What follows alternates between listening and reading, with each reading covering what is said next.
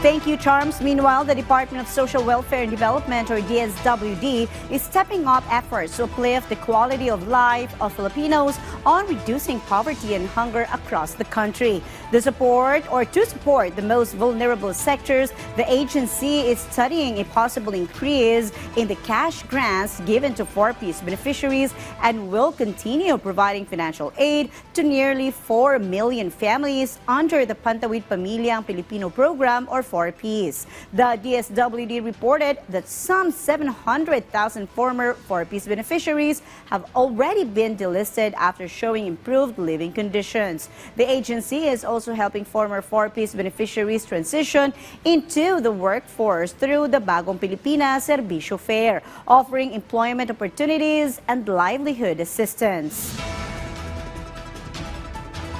Multifaceted po yung causes ng hunger and poverty. Kaya nga din po, multi-pronged approach din yung ina-adapt ng aming pong ahensya. Driver kasi yung hunger sa poverty.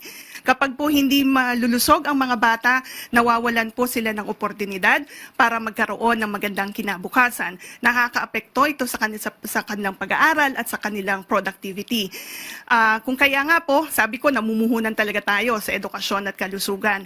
Optimistic po tayo na mas magi-improve pa po yung condition nung in terms of improving or reducing poverty incidence in our country and reducing hunger incidence as well.